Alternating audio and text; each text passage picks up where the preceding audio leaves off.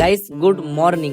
আজকে আমার ভিডিও বানাতে ইচ্ছা করছিল না, কারণ মনটা আমার ভালো নেই। তাও লক্ষ্মী পুজো বলে ভাবলাম তোমাদেরকেও একটুখানি শেয়ার করি। আর এই দেখো, পুজোর সবকিছু বিক্রি করা স্টার্ট হয়ে গেছে। আর আমি একটুখানি যাচ্ছি দোকানে, কারণ আজকে অল্প একটুখানি কাজ করে আমাকে আবার বাড়ি আসতে হবে। বাড়িতে সবকিছু আয়োজনও মা স্টার্ট করে দিয়েছে। মা এইদিকে আলপনা দিচ্ছে আর বাবা ওইদিকে কলা গাছ দেবে কি একটা বানাচ্ছে। আর তার আগে গাইস তোমরা আমাকে কমেন্ট করো আমাদের মাকে কেমন লাগছে দেখতে।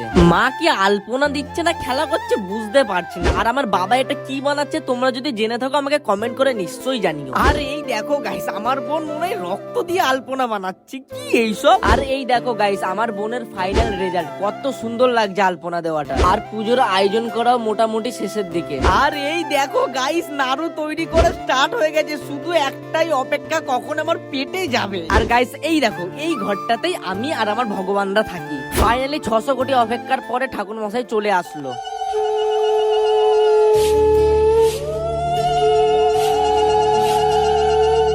এসো মা লক্ষ্মী, বসো মা লক্ষ্মী, থাকো মা লক্ষ্মী ঘরে ঘরে।